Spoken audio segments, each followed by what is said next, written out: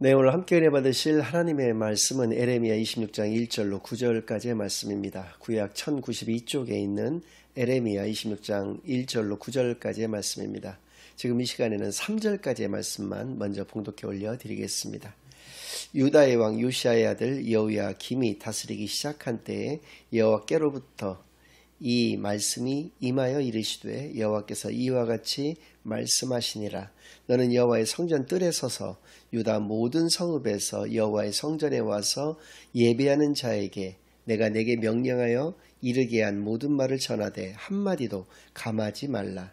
그들이 듣고 혹시 각각 그 악한 길에서 돌아오리라. 그리하면 내가 그들의 악행으로 말미암아 그들에게 재앙을 내리려 하던 뜻을 돌이키리라. 아멘.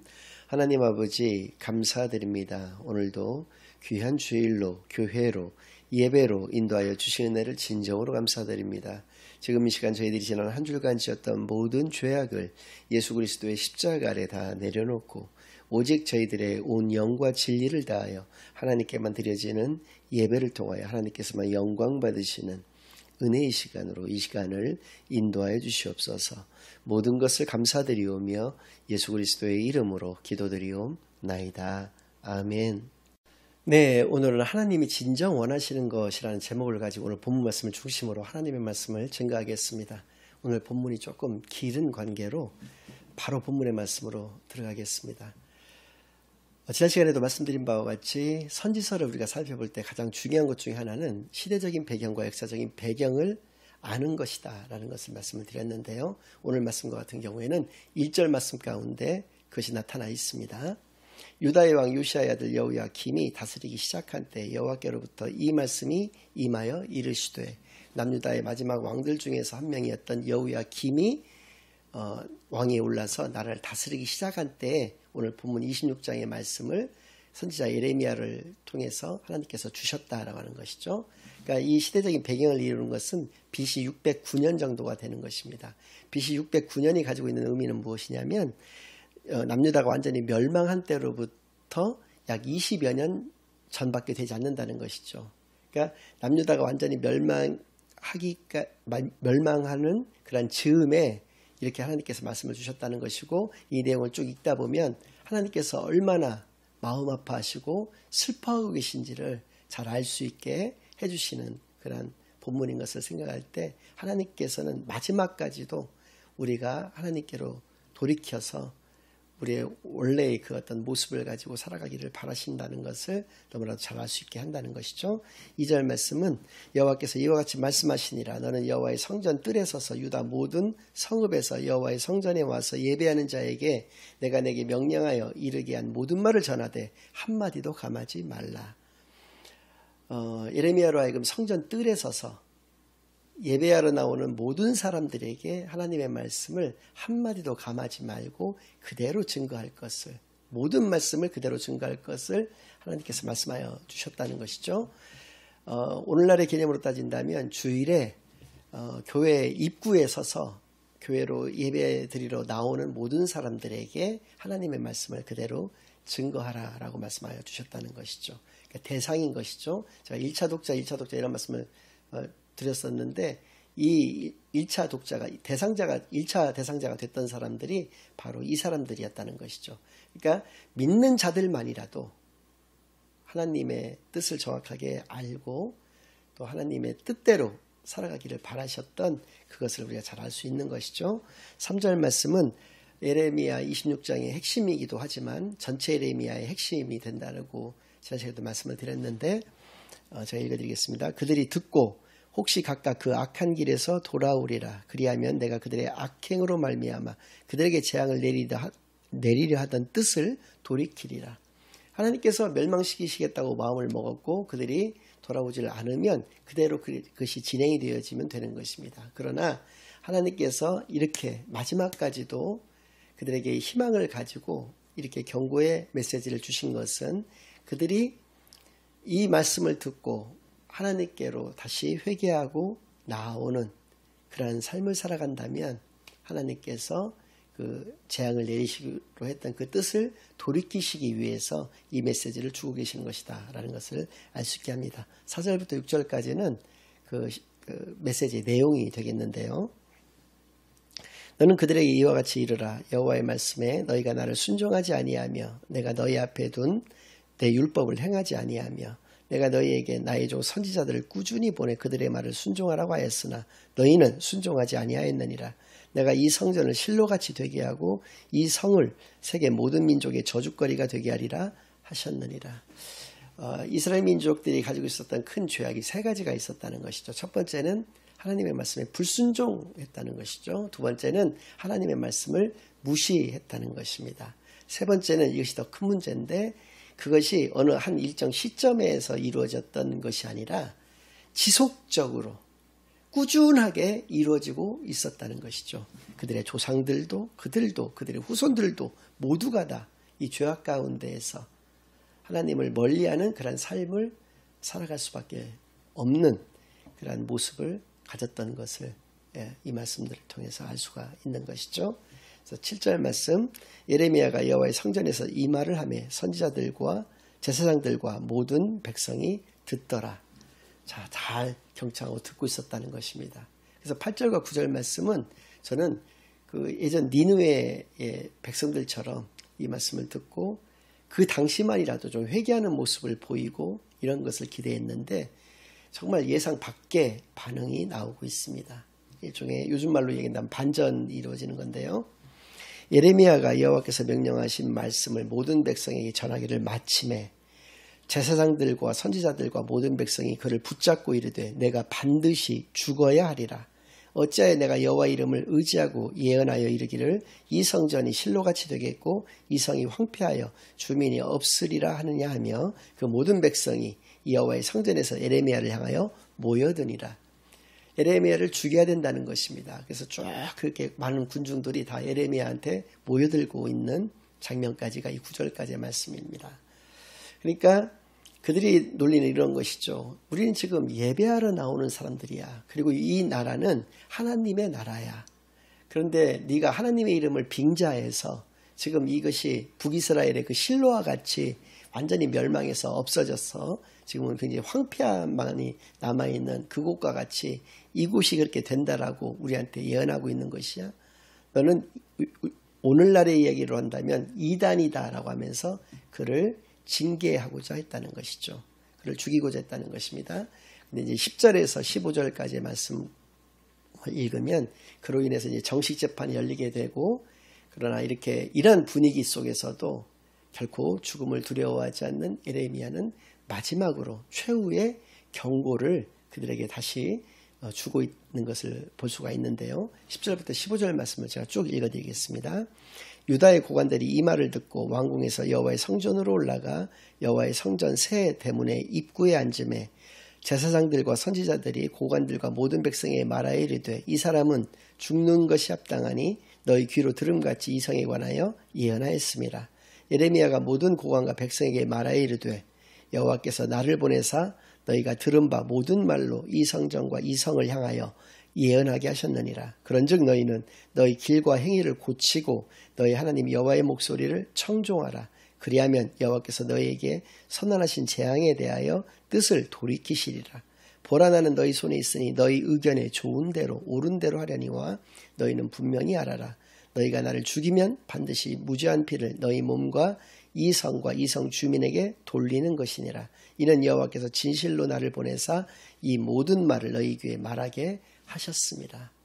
죽음을 전혀 두려워하지 않고 예레미야가 자신이 바로 지금 죽을 지경에 이르렀고 하여튼 그 분위기를 한번 생각해 보시면 막 백성들이 다 자기를 죽이고자 지금 몰려들고 있는 이런 와중에서도 이렇게 마지막으로 하나님의 말씀, 하나님의 그 뜻을 증거하고 있는 것을 우리가 볼 수가 있는 것이죠.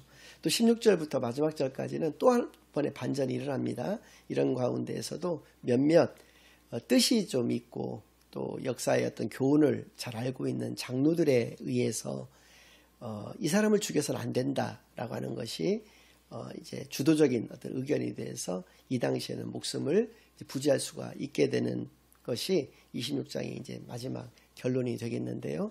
아무튼 오늘 이 말씀들을 통해서 우리가 몇몇 가지 교훈을 얻을 수가 있습니다. 첫 번째는 우리의 죄를 씻는 것은 예배의 행위, 어떤 신앙의 행위라고 할 수 있죠. 그 신앙의 행위로서 그것을 씻을 수가 없다는 것이죠. 그것을 덮을 수가 없다는 것입니다.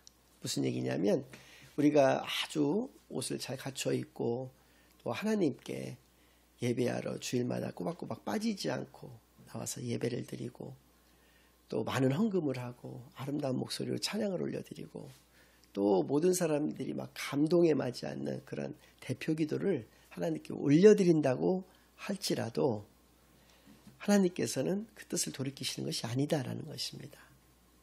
오직 회개와 순종밖에 없다. 우리의 믿음 외에는 우리가 구원에 이를 수 있는 것은 아무것도 없다라는 것을 오늘 말씀을 통해서도 우리가 분명히 깨달아 알 수 있다는 것이고요. 두 번째로 지난 시간에도 말씀드린 것과 같습니다. 매일 말씀을 묵상하는 습관이 없다면 결코 하나님의 그 말씀을 분별할 수가 없게 된다라고 하는 것을 오늘 깨닫게 되어집니다. 저는 개인적으로 하나님께 감사의 제목이 세 가지나 있습니다. 첫 번째는 말씀을 읽을 수 있는 눈을 허락해 주신 것이고요. 두 번째는 저희 어머니이고요. 세 번째가 저희 자녀들입니다. 저에게는 딸이 셋이 주르륵 이렇게 있고 네 번째로 이렇게 아들이 하나가 있는데요. 다른 사람들도 그렇고 딸들조차도 넷째가 아들이니까 아들이라서 특별히 더 이뻐하는 것이다 이렇게들 보고 있습니다. 딸들도 굉장히 저한테 잘하거든요. 아들도 물론 잘하고요. 근데 제가 그렇게 오해를 받습니다. 근데 그것이 오해인 것을 이 자리를 빌어서 분명히 말씀을 드릴 수 있는 것은 그가 아들이라서 제가 특별히 편애하는 것은 결코 아니다라고 하는 것을 이야기해 주고 싶습니다. 무슨 얘기냐면 저희 아들이 제 생각에는 초등학교 이전부터 조금 과장되게 말씀드린다면 태어나면서부터 올해 이제 20살이 되었는데요. 지금까지 할머니와 함께 그 두 식구는 항상 매일 가정 예배를 드렸습니다. 저는 빠지는 적이 굉장히 많고 그랬지만 오히려 할머니와 그 손자 저희 아들은 매일 예배를 드렸는데 그 예배 그 프로그램 속에 뭐가 있냐면 매일 그 성경을 하루에 3개장 내지는 많게는 5개장까지를 읽는, 그래서 1월 1일부터 12월 31일까지 창세기로부터 요한계시록까지 성경을 1년이 지나면 1회독이 가능할 수 있는 그런 프로그램으로 가정 예배를 진행을 하고 있는데, 그런 관점에서 본다면 최소 10회독 이상은 저희 아들은 한 것이죠.